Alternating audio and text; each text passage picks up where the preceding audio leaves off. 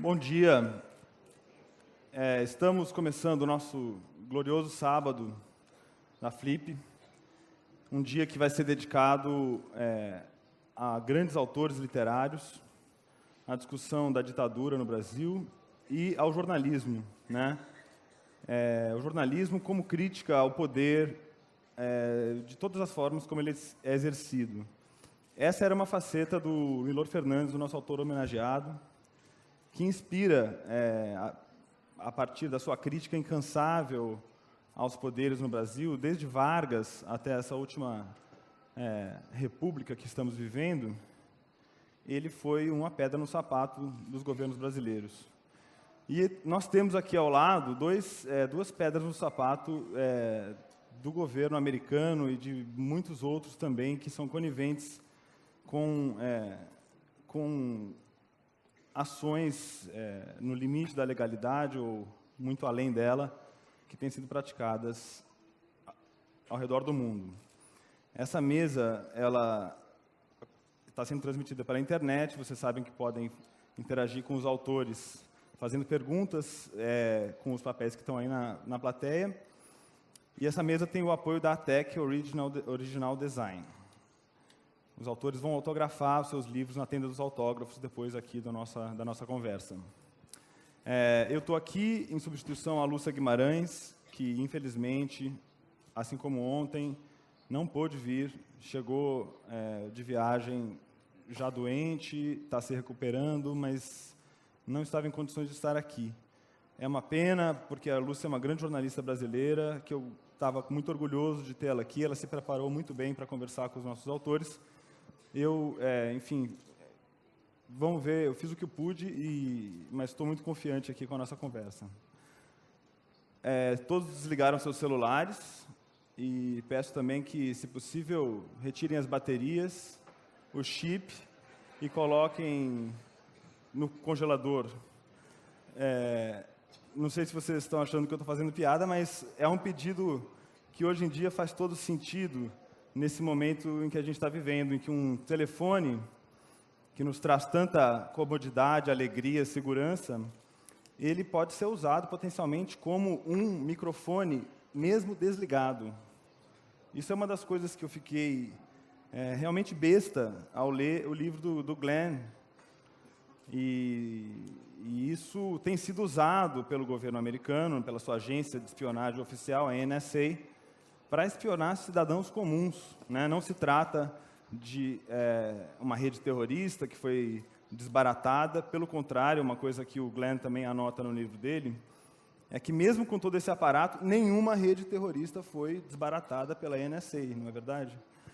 Então nós vamos falar sobre isso, sobre esse ímpeto oficial de coletar tudo, que é como foi chamada internamente a política de armazenamento insano de dados, de cruzamento de dados, de pessoas comuns como nós, e se infiltrando em empresas de internet, no Google, na Apple, Facebook.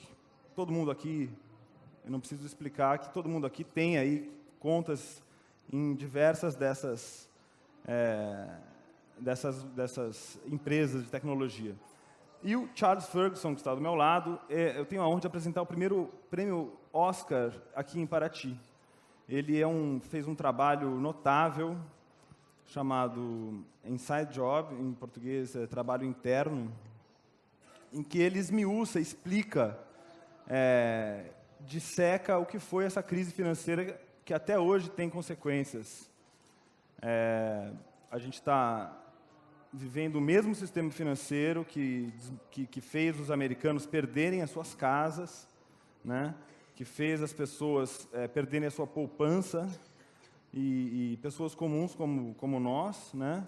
Então, essa mesa traz aqui uma conversa sobre espionagem, sobre imperialismo, sobre mercado financeiro, mas também sobre a nossa vida diária, sobre o cotidiano, sobre as ameaças que existem às nossas liberdades, à nossa privacidade, ao nosso patrimônio que está sob custódia de instituições financeiras. Então, eu vou começar pedindo para os autores fazerem uma breve explanação dos projetos que o trazem aqui a Paraty, e também falar dos desdobramentos recentes. Eu vou pedir até para o Glenn Greenwald começar, porque ontem mesmo tivemos mais um desdobramento dessa cobertura que rendeu a ele e aos jornais onde ele publicou a cobertura, o prêmio Pulitzer, o mais importante do jornalismo, que foi dado à reportagem que ele publicou no jornal The Guardian. Ele também no Brasil ganhou o ESSO, junto com o jornal o Globo, e ganhou o Polk nos Estados Unidos, a ocasião em que ele voltou pela primeira vez aos Estados Unidos depois de ter feito essas denúncias. Mas ontem o Obama fez uma confissão, não é?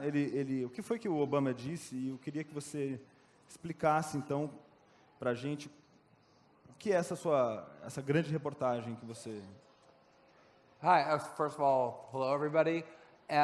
Yesterday Obama was asked about a scandal in the United States.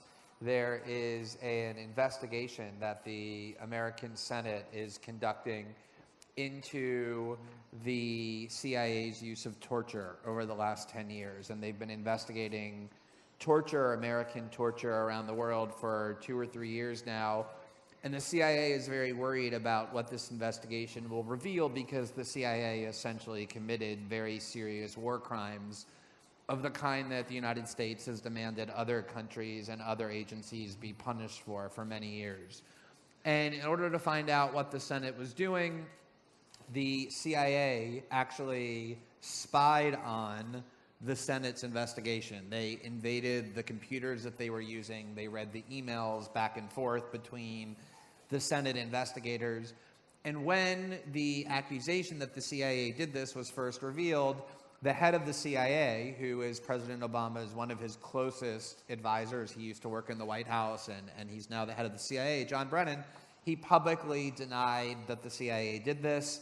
And in fact, they even filed a criminal investigation against people in the Senate, claiming that they had maligned them and had made false claims. And this week, it turned out there was an investigation done within the CIA into these allegations, and the CIA investigators themselves concluded that, in fact, the CIA had invaded the computer networks of the Senate and had spied on the investigation. And so it turned out the CIA director lied. The CIA really did spy on the Senate, which is an extraordinary threat to just democracy. And so Obama had to address this, and he addressed it by saying that he still has the full confidence of the director of the CIA because apparently President Obama is not bothered by spying on the Senate and then lying to the public about it. But he had to also address the investigation itself.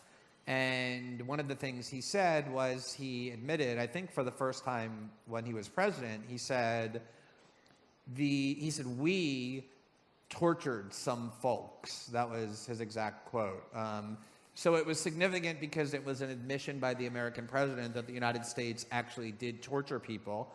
But it was also significant because of the way he phrased it. We tortured some folks. It's a very casual way of admitting to the most serious war crime a country can do. And he then went on to say, oh, but you have to understand the people who did the torturing were under a lot of pressure. They had a lot of fear about terrorism, and so we really shouldn't judge them sanctimoniously, as though, yeah, they tortured, but, they were good people, just good people who tortured. And, this really underscores, I think, President Obama's last 6 years in office, which is he says nice, pretty words to people, but at the same time, the policies that underlie American imperialism and the mindset that underlies it, which is we as Americans are the most powerful, and therefore we can do whatever we want in the world. We can invade other countries and destroy them. We can decide people should die and send drones over to them. We can spy on the entire world, and we can even torture them without any consequences, is something that he very much believes in. And I think those comments yesterday indicated that. Obrigado.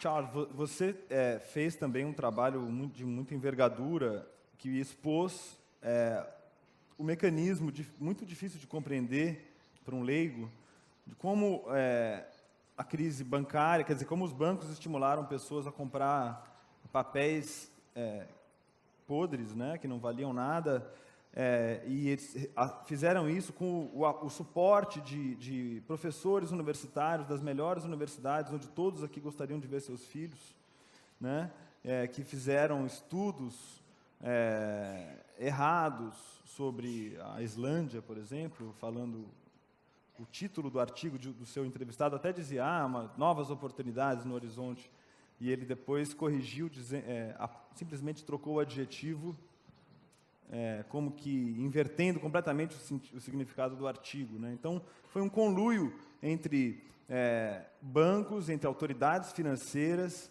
e entre professores universitários que alimentam os relatórios dos bancos e estimulam, no final das contas, as pessoas a investir, que levou a essa crise gravíssima de consequências globais.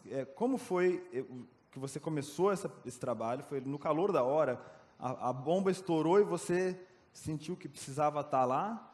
E quais foram as consequências? Porque também me parece que, como o Glenn Greenwald estava contando, de certa forma, tudo continua igual, né? Não se puniram os responsáveis e a legislação não foi substancialmente alterada. Como foram as consequências disso?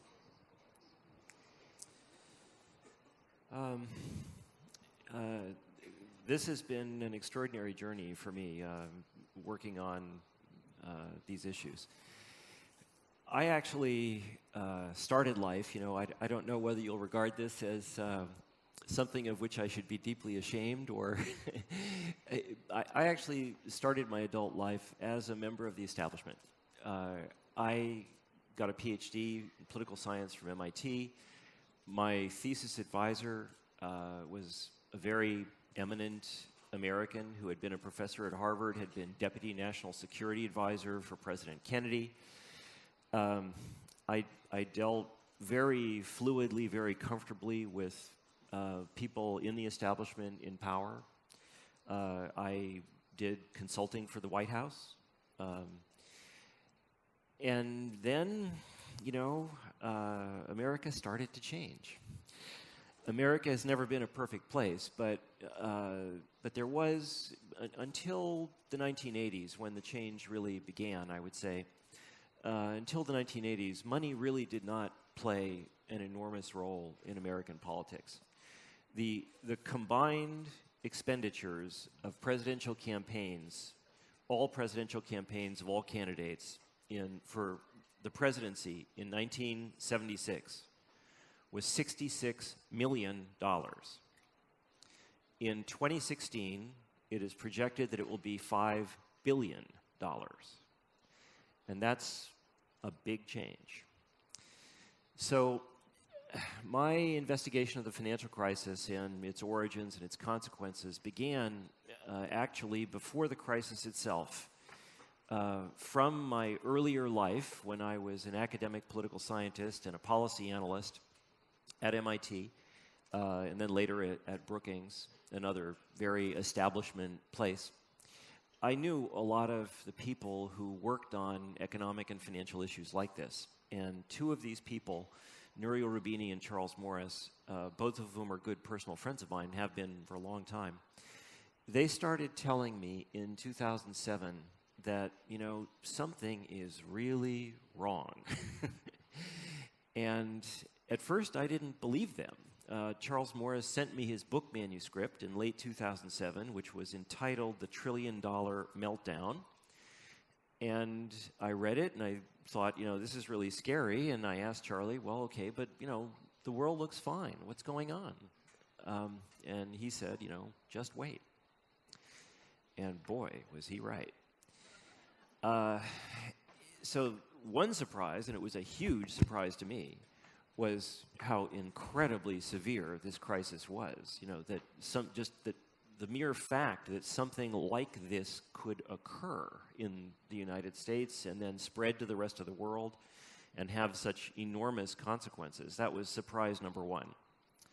Surprise number two was that this was not an accident, it was not a mistake, it was a crime.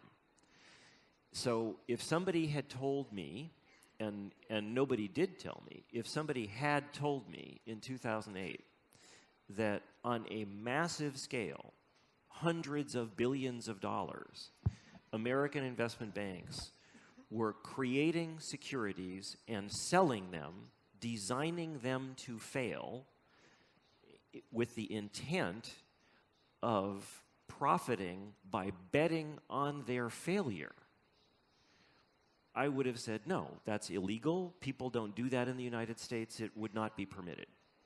Well, it turns out it is illegal. It actually is not in principle illegal to do what I just described, but what is illegal is to lie about it.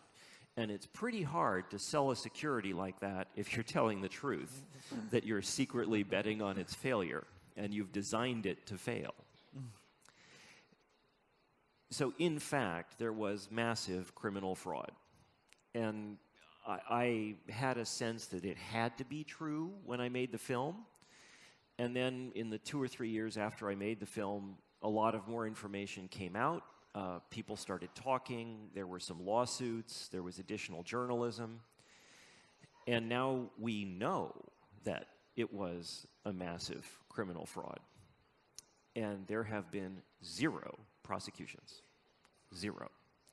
And that, too, is a big change. The first financial crisis that occurred in the modern era in the United States, tiny by current standards, was in the late 1980s. It had to do with the savings and loan industry, a part of the American financial system that doesn't even exist anymore. And in the wake of that crisis, several thousand people were put in jail. There was real criminal prosecution. And then this crisis, enormously more serious, enormously more criminal, 0 criminal prosecutions. And President Obama, in a way very reminiscent of what he just said yesterday, he's been asked about this several times in the media, and his answer has been the same each time. Well, you know, a lot of bad things occurred, but it turns out that even though they were very bad, they probably weren't criminal, and so there's nothing we can do about it. Well, President Obama went to Harvard Law School, and he's no dummy, so he knows that he's lying. There's no doubt whatsoever. He knows he's lying. And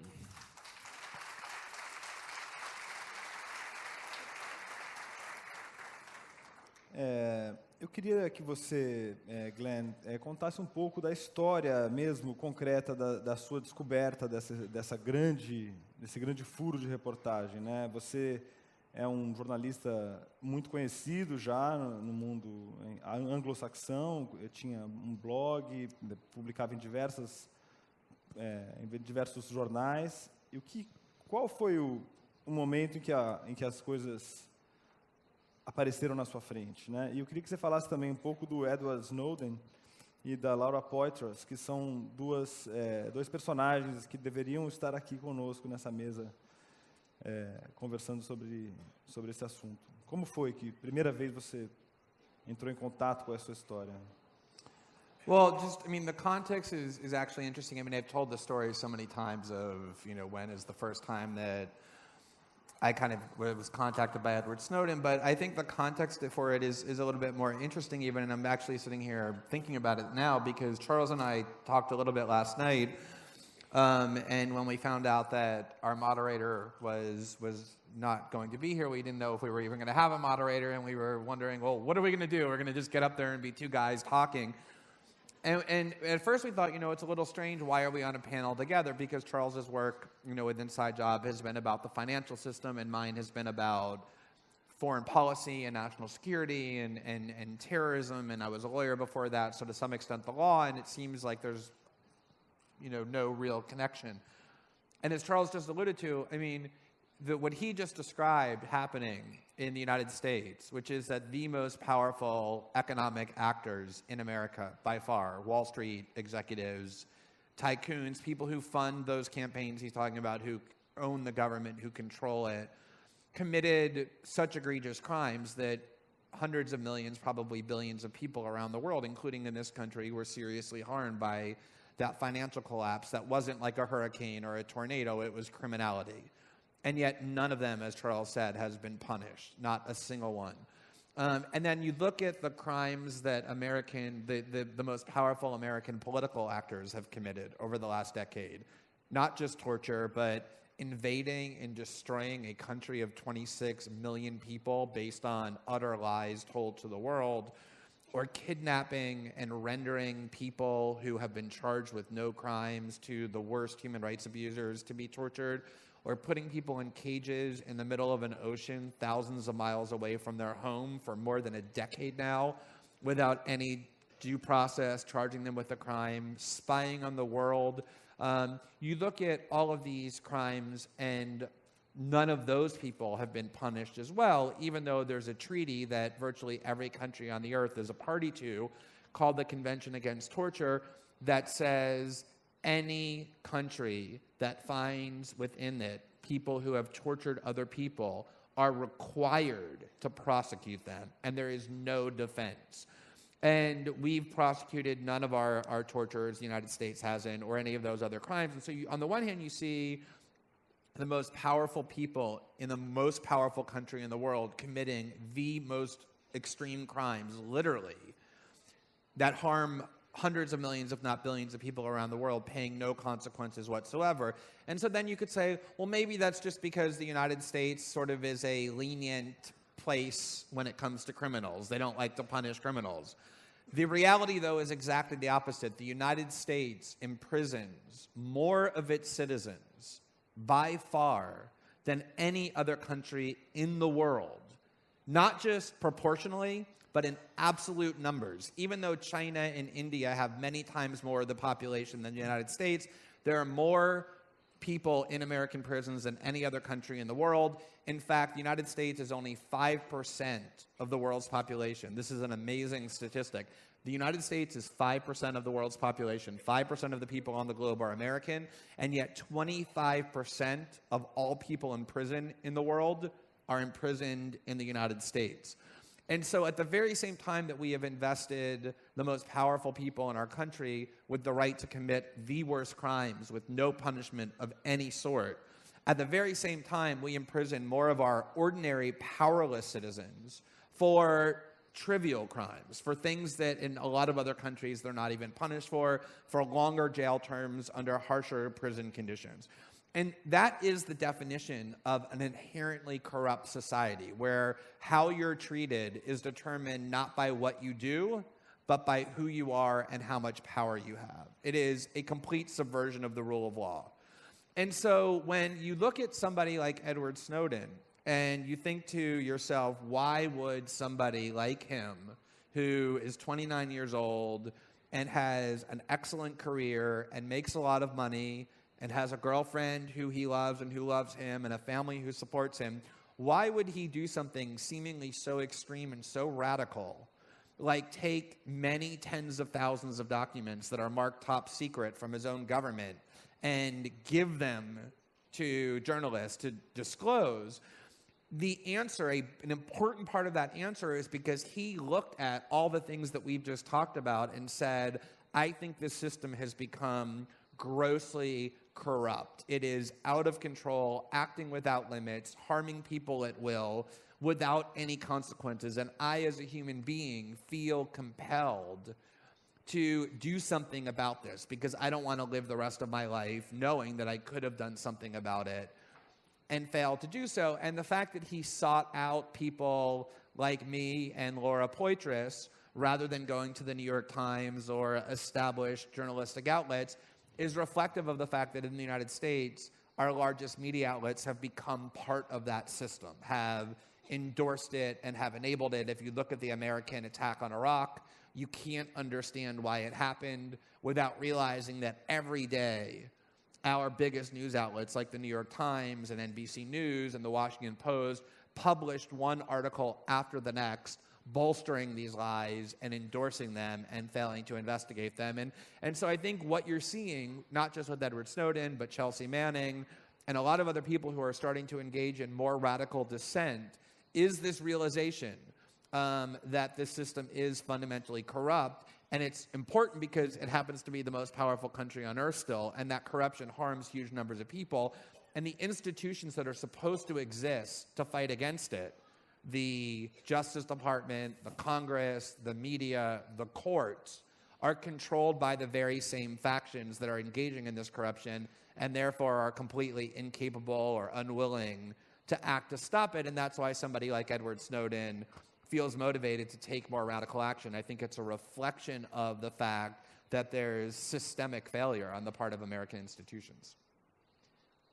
Como...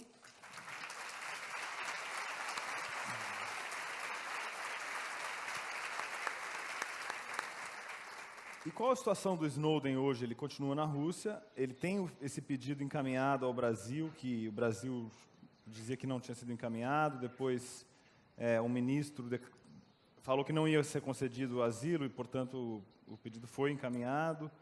Eu queria saber qual a situação dele hoje em termos de asilo e o que você pensa da maneira como o governo brasileiro, que foi um dos, entre aspas, beneficiários das suas denúncias, porque o Glenn mostrou que do celular da Dilma à diretoria da Petrobras estavam sendo espionados por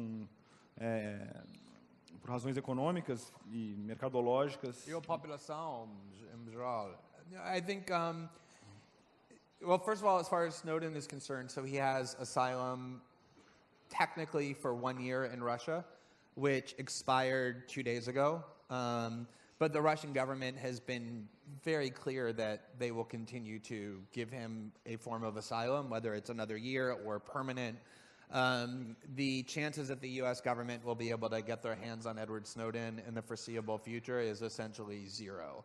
I was just in Moscow, I think 6 to 8 weeks ago, and met with him. And he's doing remarkably well. He walks around Moscow at will. People recognize him sometimes, but not very much. He sort of looks like, this 18-year-old kid who kind of is on his first foreign vacation. And so he's free to do that. And more importantly, he's free to participate in the debate that he helped to trigger around the world. And actually, this is a really important part of this because the United States government is really afraid of future Edward Snowdens or future Chelsea Mannings because the way that the United States government stores its data electronically, it's impossible to prevent there from being whistleblowers or leakers. And the only hope that they have to keep what they're doing a secret is to destroy the lives of anybody who comes and reveals it because they want to intimidate and bully and deter future whistleblowers. And so the fact that Edward Snowden is a free human being who participates in the debate around the world and isn't in an American prison is really important for inspiring future Edward Snowdens. And as far as the asylum question is concerned, I'll just tell a quick little story. I talked about this morning in an interview I did, and it's actually it's amusing, but it's also important. I did a debate 2 months ago in Canada with Michael Hayden, who's the former head of the CIA and the NSA. And obviously, Michael Hayden doesn't have a very good opinion of Edward Snowden, or of me, but particularly of Edward Snowden. And one of the things the debate does, it's a big debate in Canada, they have it every year, is they always ask 1 or 2 people to record a videotape with their own question for the debaters. And the organizers, without telling us, got Edward Snowden to record a 2-minute video asking a question of Michael Hayden. So I was sitting next to General Hayden, just this distance, and we were debating the leaks and the NSA, and he was defending the NSA and talking about how angry he was about these leaks, and all of a sudden there was this enormous television screen that descended from the ceiling, and on the television screen was projected the image of Edward Snowden above General Hayden's head. And then he got to speak and make points and then pose a question to General Hayden, who was then obligated to answer it. And this is really important, this imagery, because it shows that he's become an important voice in the debate and not treated as a criminal or a prisoner. He's considered a hero by people around the world. When I testified before the Brazilian Senate, several senators went over to the students who were aligning the wall and took the Snowden masks they were wearing and wore it themselves, which is an extraordinary thing. And this will help future whistleblowers know that they can do that without having their lives destroyed. But I do think the question of asylum in Brazil is incredibly important, because I do think that every country that has benefited the most from the sacrifice and courage of Edward Snowden has not just the legal obligation, but the moral obligation to stand up and do for him what he has done for all these other countries.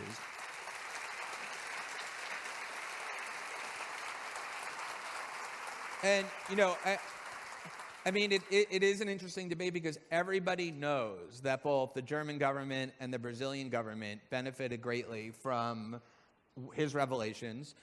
It isn't just the spying on Dilma's cell phone or Petrobras or the Ministry of Mines and Energy, but the 2 billion calls and emails and the data from it that the United States collects every day or every month from the Brazilian telecommunication system. The Brazilian government is now able to think about how to develop technologies to protect against that. So the only conceivable reason why the Brazilian government or the German government would refuse to give asylum to Edward Snowden is because they're more afraid of alienating the United States than they are defending the basic rights of this human being who sacrificed so much. And that, I think, is the ongoing debate, and that will be the test.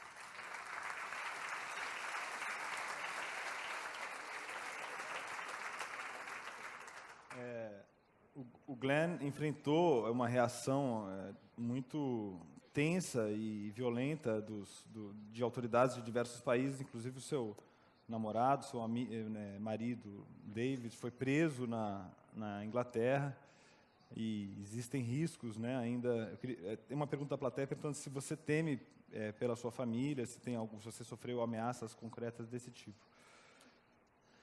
And the United States government, from the very beginning of this reporting, had a strategy of trying to put us, namely the journalists who were working on the story, in fear that if we did the reporting, very bad things would happen to us. You know, I mean, if you're a journalist and you say, it's very easy to say, I want to challenge those in power. It's easy to say that. But the nature of doing that means that if you challenge people in power, they can do things back to you. That's what it means to be powerful, is that you can punish those who challenge you and reward those who serve you or please you. And so the United States government, from the beginning, publicly and privately, was threatening to imprison me and other journalists who were working on the story.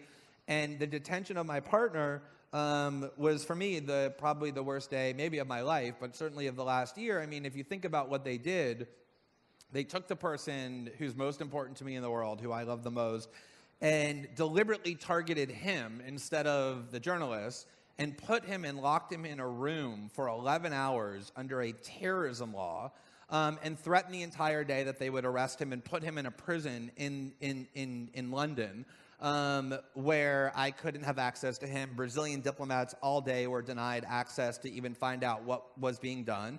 And then it turned out, unsurprisingly, that the U.S. government knew ahead of time that the British intended to do that. The reason they did it is because they had been monitoring and surveilling our conversations. And I think it indicates what the strategy of the U.S. and the U.K. governments are to anybody who tries to challenge them, which is to intimidate, to put you in fear, in the case of my partner, to actually threaten to criminally prosecute. There are actually, though, a lot of journalists who work with much less visibility than this story, who are confronted with far worse threats and greater dangers all the time. One of the great things about the last year is I've had the opportunity to get to know a lot of journalists who do this kind of work, and this is how people in power try and respond to those who challenge them. But I do think it's interesting that the U.S. government and the British government like to parade around the world as the defender of free press and criticizing other countries for attacking journalists, and yet that was their strategy from the beginning. But, you know, if you are convinced that what you're doing is right, and this was sort of the lesson I learned from Edward Snowden, You have to take some precautions, the precautions that you can take. And then the best thing you can do against people who are trying to be intimidating that way is to work as hard as you can against them and ignore the risks. And, ultimately, I think that proved to be successful in this case.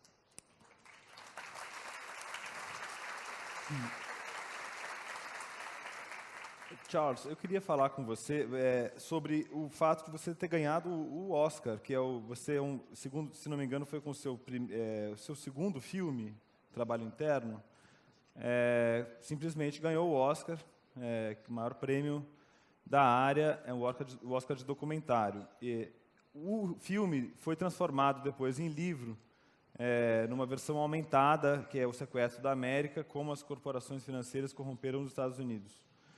E ele aumenta a pesquisa, faz um adendo aí, né? Mudar para a sua carreira de cineasta, certamente foi ótimo ter ganhado o Oscar, te deu certeza de prosseguir nos seus projetos. Você logo em seguida começou um documentário sobre a Hillary Clinton, sempre cotada como provável presidente, candidata a presidente dos Estados Unidos, e interrompeu esse projeto. Eu queria saber por que você interrompeu. Yes. Well, it turns out that there's a quite substantial downside to being famous. So when I won the Oscar and made the speech that I made on television, I pointed out when I got the Oscar, I pointed out that there had been no criminal prosecutions and said that was wrong. And so everybody knew my face and my work, and so and the good side of that is that I've been offered a lot of very interesting work, and including the film that I'm now making, which is about climate change and sustainability and energy globally, very ambitious film.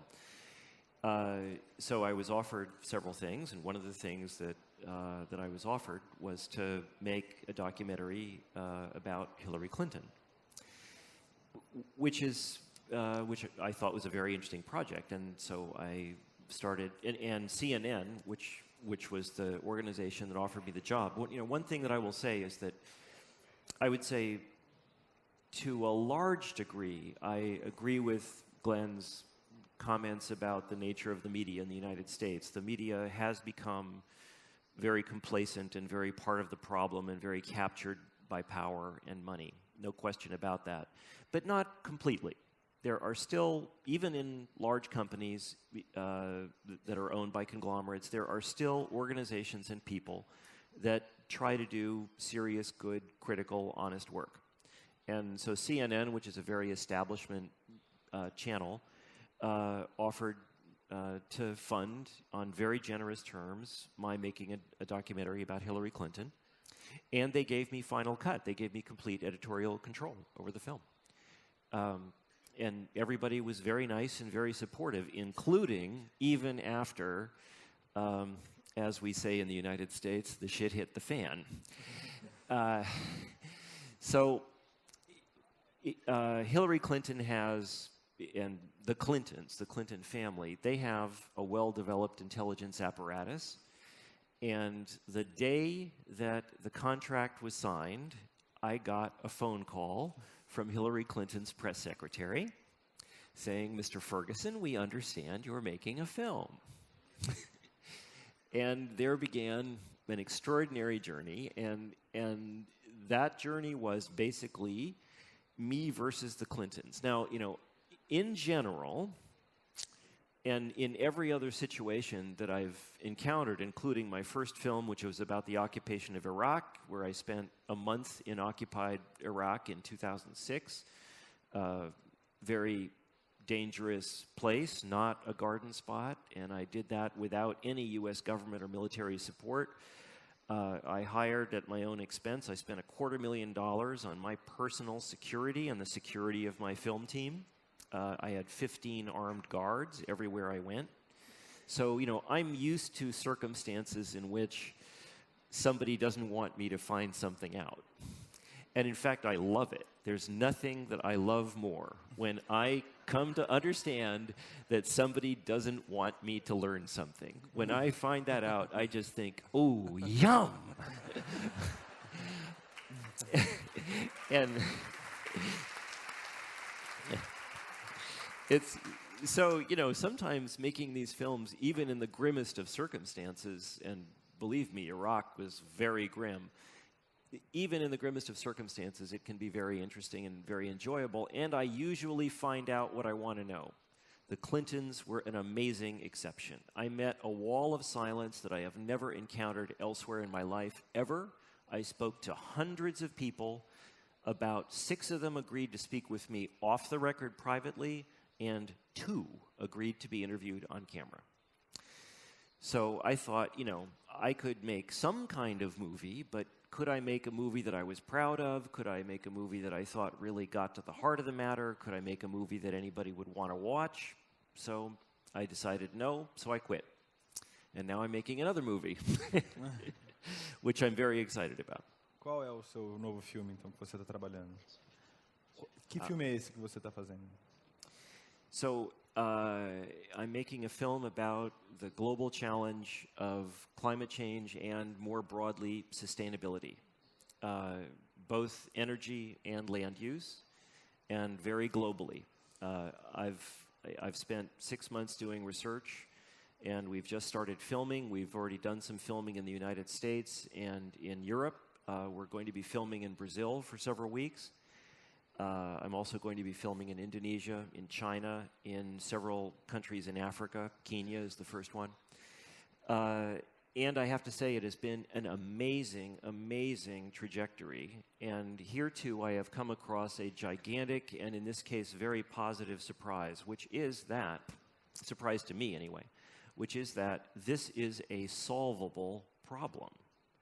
If we were to decide that we wanted to deal with the climate problem and the energy problem and the food problem, we could. We know how to. And the costs and characteristics of wind power and solar power and other renewable energy are now such that if you include the costs of pollution from conventional energy, we would probably actually save money and make our lives better if we converted to renewable energy and sustainable agriculture. And I hope to be able to bring that message to a very large number of people because it's an important message. And, this place where we are now, this is the most beautiful place on earth. Please, don't let it be ruined. And o seu filme vai ser lançado em outubro de 2015, é isso? No final do ano que vem. Temos uma pergunta aqui para você também, do Roberto Teixeira da Costa, que é nosso conselheiro. Ele está dizendo, mais de 100 bilhões de dólares foram depositados por instituições financeiras como penalidade pela gestão financeira que originou a crise de 2008. Considera essas multas suficientes para cobrir os prejuízos causados? Aí tem uma segunda pergunta, que é The Volcker Law, que proíbe os bancos de ter carteiras próprias, é uma medida na direção correta? Well, first, as to the first question, the total size of fines that have been levied against all financial institutions globally since the 2008 crisis, it probably has reached $100 billion by now. And you might think that that's a lot of money, but it turns out it's not. And most of those fines were not for behavior related to the financial crisis, because what happened in the wake of the financial crisis was that it became clear, partially through losses caused by the financial crisis, a lot of other behavior was revealed, and it turned out that the banking industry globally, not just in the United States, in fact, some European banks were among the worst offenders.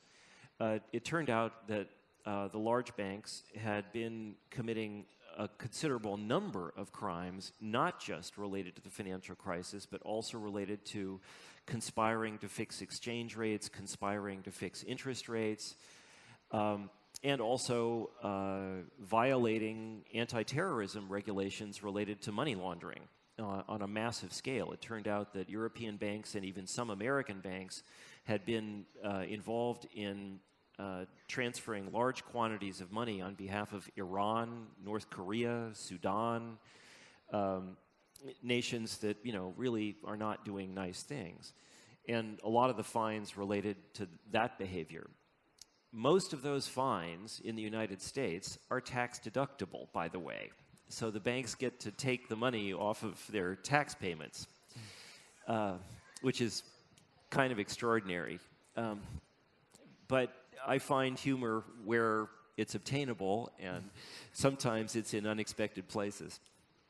There have been various estimates of the total size of the losses associated with the financial crisis. The best estimates that I've seen are in the neighborhood of 25, 30, 40 trillion dollars, not billion dollars, trillion dollars. So $100 billion in fines isn't a lot in the first place, and in the second place, it's only a small fraction of the profits that the financial sector has made over the last decade. The financial sector is very profitable. E quanto a, The second question about the Volcker Law. The Volcker Law, it's nice, but it turns out that it's very detailed and very complicated, and there are many exceptions and many exclusions, and banks have been given delays, they've been given regulatory exemptions, they've been given exceptions of various kinds. There's no visible enforcement, nobody's been prosecuted for violating it. So I can't say that the reforms, quote unquote, in the wake of the financial crisis really have encouraged me a great deal. I don't think that there will be another crisis like this soon, because people still remember the last crisis and they're being a little more careful. So it'll be another decade before people kind of forget and the bankers invent something new, and but we could face another problem like this again in the future. Eu queria fazer uma pergunta para o Glenn, que veio aqui da plateia, do André Laurentino. Ele pergunta: como expor a má conduta da CIA e da NSA sem, no entanto, revelar aos terroristas informações sobre a segurança nacional? Isso foi um questionamento que você recebeu nos Estados Unidos particularmente, né? Eu queria te perguntar também se você acredita numa transparência total, se há segredos de Estado que devem ser preservados ou não. E também queria te perguntar sobre essa controvérsia que houve. Houve um ímpeto muito grande em chamar você de ativista e não de jornalista, né? Assim que estourou o escândalo, vários comentaristas começaram: não, mas ele é um ativista, ele não é um jornalista. O que significa essa terminologia em termos concretos, né? So first of all, the first question, I think it's really interesting that if you look at what the United States government, and not just the United States government, but it's, say, Western allies, NATO allies, have said over and over again over the last decade to justify pretty much every single thing they do, from attacking and bombing other countries to hiding most of what they're doing from their own citizens.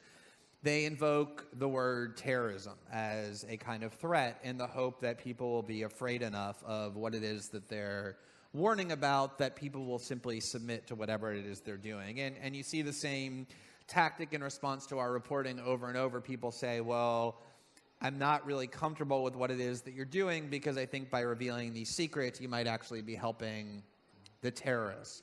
And one of the really fascinating things about this concept of terrorism is that although it is used over and over and over and over again by the United States and pretty much everybody, it's actually a word that has almost no meaning of any kind. You cannot find a meaning of the word terrorism or terrorist that will help you to understand what that word actually is supposed to be. And I think one of the most interesting examples is if you look at the last month in what's happening in Gaza.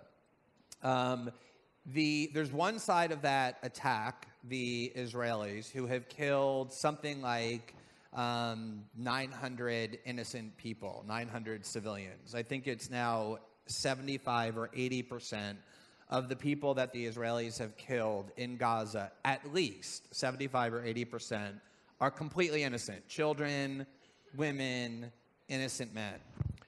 By contrast, the people in Gaza, the Palestinians who are fighting against the Israelis, have killed almost no Israeli civilians. There have been a total of 56 Israelis killed in the last month, 53 of whom are soldiers. And so you have one side that's killing overwhelmingly civilians, and the other side that's killing overwhelmingly soldiers of an invading army. And yet, in the United States, almost always, the side that's actually killing the soldiers is called the terrorists, and the side that's killing the innocent civilians is called the democracy fighting against terrorism.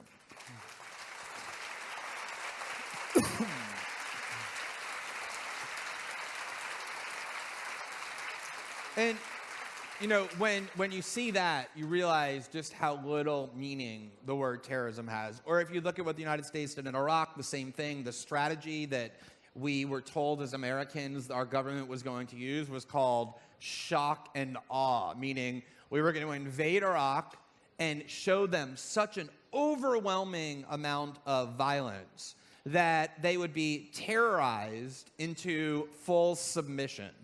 I mean, if you're going to have a definition of terrorism, that would have to be the classic case, and yet the idea that the American government is actually engaged in terrorism or terrorists is something that, at least in the United States, you can't really say without having huge numbers of people look at you as though you're not serious. And so when I get asked, you know, is what you're doing helpful to the terrorists? I mean, it's a question that really almost makes no sense to me, because this word is just a slogan. It is pure fear-mongering. It's not an actual word that serious people should treat as though it's an objective concept. The other thing I would say is, you know, one of the really interesting parts of the last year has been the way in which we have revealed these documents. I think it's pretty known that we have many, many, many tens of thousands of top secret documents from the United States government. The U.S. government says the number is 1.7 million, although they just made that number up. They actually have no idea how many documents Edward Snowden took or how many he gave me, but it's certainly a huge number. And over the last year, we have published a relatively small percentage of those documents. And the reason that we've done that is because the U.S. government got very lucky that the person who took all of their documents is actually an extremely cautious and even kind of a conservative whistleblower. I know it's ironic to think about somebody who takes tens of thousands or more top secret documents from a government, downloads them all and gives them to journalists, is being conservative and careful, but he actually is. And he insisted that we be very, very meticulous in only publishing the documents that that people around the world need to know in order to have a meaningful debate and a democratic decision-making process to decide whether they want to live in a world where the U.S. government and its allies can turn the internet into a massive realm of surveillance, but not publish things that could destroy those systems unilaterally or which could put innocent lives at risk. And we actually have been so careful that a lot of my supporters and allies for a long time, like WikiLeaks and other people, have actually been kind of critical that we haven't published more documents. And between the people who accuse us of publishing recklessly and saying we've published so many secrets and we're helping the terrorists, or the people who on the other side who get a lot less attention but who say we actually haven't published enough, I think the people who say we haven't published enough actually have a much more valid criticism. And when I stay up at night worried about the work we've done and the work we're continuing to do, I think much, much more about how to release more documents than I do thinking about, oh, did we release too much and help the terrorists? As far as the question about journalism versus activism, you know, I think this is one of the really important questions in American journalism. You know, if you look at how journalism typically functioned for hundreds of years in the world, not just in the United States, journalism wasn't this kind of like class of professionals who worked for big corporations and who wore suits and spoke very cautiously and were afraid to alienate or offend anybody. Journalism was a tool that citizens used to publish things about those in power, to work against injustices, to undermine those in power. And that's the kind of journalism I believe in. And this idea that, oh, there's this certain kind of journalist, the professional journalist, who exists without any opinions and who doesn't work for any agendas, is a complete myth. As human beings, we all have strong opinions. We all work towards some sort of an outcome. And so for me, the question is not, are you a journalist who has opinions versus a journalist who doesn't have opinions? Because there is no such thing as a journalist who doesn't have an opinion. The question for me is, are you a journalist who's honest and says what your assumptions are? Or are you a journalist who tries to pretend that you have no opinions and therefore mislead the people for whom you're writing? And it is true. I mean, if you look at, American journalism and how it's practiced at the highest levels, and I agree with Charles 1,000%, even the media organizations I criticize the most, like the New York Times or CNN, do have good journalists within them who are doing really good journalism. But as an institution, they've adopted this mindset that all large corporations ultimately adopt, which is, we don't want to make judgments, we don't want to offend anybody, we don't want to say anything interesting. We just kind of want to say, here's what one side says, here's what the other side says. It's not for me to decide or for me to judge who's telling the truth. And that's the kind of journalism that I despise. And I think that gives comfort to corrupt people in power. Because if journalists aren't willing to say these people in power are lying or acting corruptly because that's too opinionated or that makes you an activist, that neuters journalism. It makes journalism worthless. And I am somebody who has opinions. I do think that it's wrong when people who have the greatest power act corruptly. I do think it's wrong for the U.S. government to go around the world killing people at will, or to invade other countries and bomb them, or to spy on them and destroy privacy in secret, or that it's wrong for Wall Street to engage in systemic fraud without any consequences. And I don't see any reason why, as a journalist, I should pretend that I don't think those things. I think journalism only is meaningful when it actively works against injustices wielded by those people who have the greatest power. Mas me parece também que, do ponto de vista legal, você ser considerado jornalista te traz proteções que um ativista, entre aspas, não teria, né? Você acha que teve essa intenção também em te expor aí a eventuais punições da parte dos jornalistas mesmo, de te classificar como um ativista, para que, portanto, não fosse protegido pelas leis que protegem o jornalismo? Ou diferença entre jornalismo e ativista? Você aceita a palavra ativista? Não, porque se você for considerado um ativista, a Constituição americana não está te protegendo como protege um jornalista. Por exemplo, você não é obrigado a revelar suas fontes. Sim. Você vê isso, uma intenção em tentar te desqualificar como jornalista? I mean, I think the problem is, I think that all journalism is a form of activism.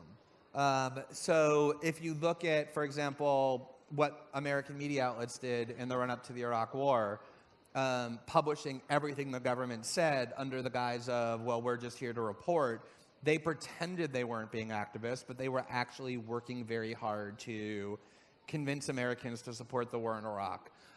Or one of the things that was a big controversy in the American media was the U.S. government engaged, as everybody knows, and as President Obama admitted yesterday, in torture. They used interrogation techniques that clearly were torture.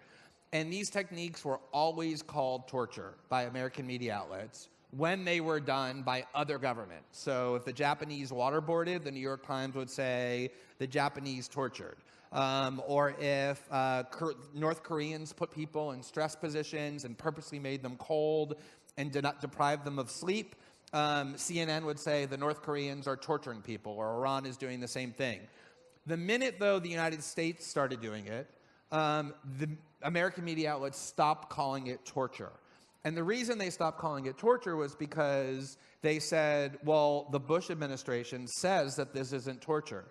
And some people say it's torture, other people say it's not torture. who are we as journalists to decide whether or not this is really torture? So we're just going to call it harsh interrogation techniques because we're neutral. And although this is claimed as neutrality, it is actually a very intense form of activism. It's activism on behalf of the US government and the people who run it. And so I just don't recognize this distinction. I don't recognize it at all. Bom, a gente está se aproximando do final. Eu queria fazer umas perguntas rápidas. A Vanessa pergunta para você, Glenn. Morando no Rio de Janeiro, gostaria de saber se o senhor tem alguma opinião sobre a criminalização das manifestações populares na cidade.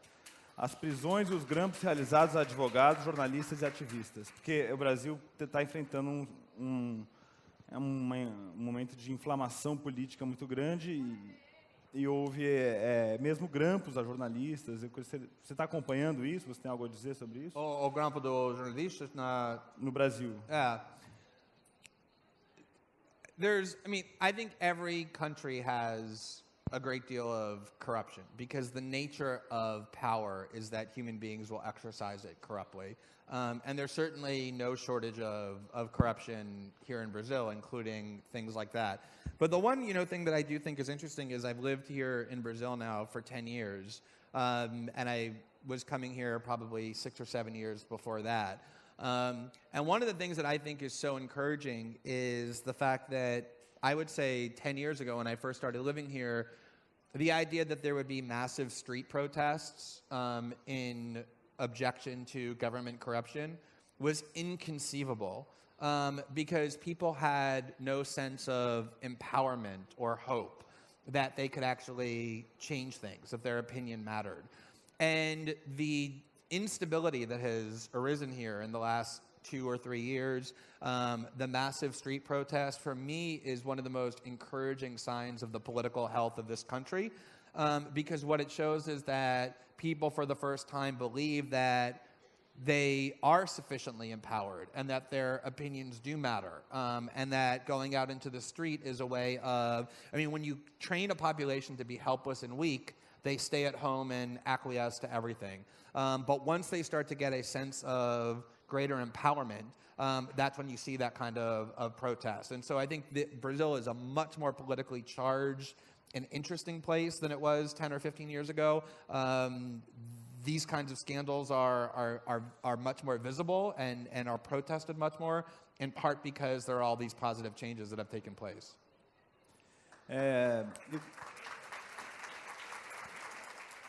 Eu gostaria de fazer uma pergunta final ao Charles, que vem aqui da Lúcia Guimarães. Ela me ajudou com um roteirinho de perguntas. E ela também tem a ver com manifestações populares. Ela disse que você, inicialmente, achou que o movimento Occupy Wall Street seria um aliado na divulgação das denúncias do seu filme. E agora, como é que está a relação com esse movimento social de rua em relação a esse tipo de denúncia que você fez? One thing that has another surprise to me has been the lack of reaction to the crisis and the other related changes in American society, American politics. It's been exactly the opposite of Brazil. In the 1960s, there were gigantic demonstrations against the Vietnam War. There were gigantic demonstrations against the activities of the FBI and CIA. There were, in the early 1970s, the whole nation was utterly transfixed by the Watergate scandal, which led to the resignation of President Nixon, who would have been impeached and removed by Congress if he had not resigned. In contrast to which, there's been almost no public reaction, really, to the crisis and everything related to it. The behavior of the banks that's been revealed, the non-reaction of the government, the fact that President Obama appointed people to positions of regulatory and administrative power who themselves had participated in the crisis. There's been an extraordinary lack of reaction to this, and I think that it's in part because over the last 25, 30 years, the American people, particularly young people, have become more cynical and more fatalistic, and more resigned to accepting the fact that their government is corrupt and that there's nothing that they can do about it, and very concentrated on, as Voltaire would have said, tending their own garden. And I think that that's a shame. I hope that it's temporary. There have been periods before in the United States when American culture was kind of like that, and then it changed. And I hope that it will change again. But yes, it is a sad commentary on the current state of American society that people, I don't think that the lack of protest indicates that people approve of what has happened. Not at all. Not at all. It's just that I think that they feel that there's nothing they could do about it. A repressão policial foi forte ao movimento Occupy, não foi? Eles foram expulsos pela polícia. It was a bit of an issue, yes, but I don't think that it's the fundamental reason that the protests didn't succeed or did not grow. In fact, the police response, police repression in the United States was much, much worse during the civil rights movement of the 1950s and 60s, much, much worse during the Vietnam War, and yet those protests grew. In fact, police repression made them grow even bigger and more angry and more important. So no, I think that the fundamental reason, unfortunately, is the state of American society and the way that people feel about the political system. Bom, a gente tem tempo para uma última pergunta rápida, eu vou fazer a você, Glenn. Uma das coisas que me impressionaram no seu livro é como a riqueza de detalhes que falou-se muito em 1984, do George Orwell, mas toda a descrição dos programas, você vê que tem as janelas dos programas usados pela NSA que permitem que você pesquise o histórico de internet da pessoa, fotos pornográficas, contatos do Facebook, é uma coisa muito sofisticada. Roteadores de internet com programas implantados para enviar dados para a NSA, né, enquanto os Estados Unidos acusavam os chineses de fazerem isso. Né, diziam, não comprem chineses porque eles estão...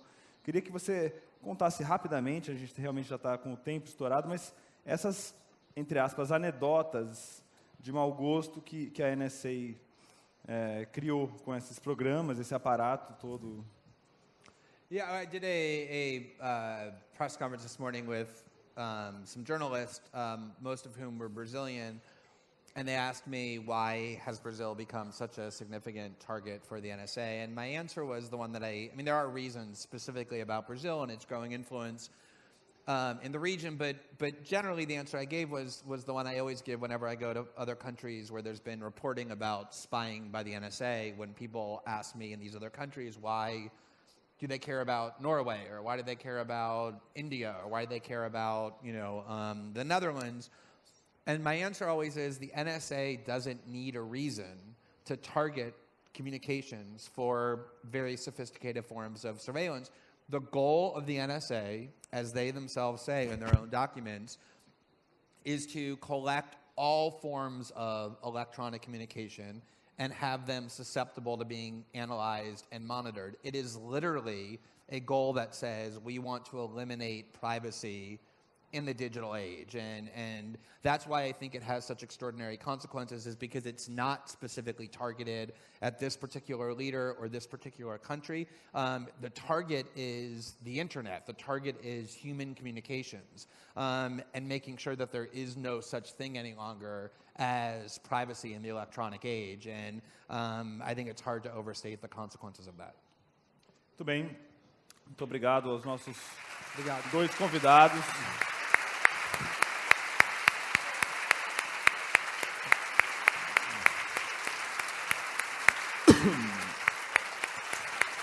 Vamos...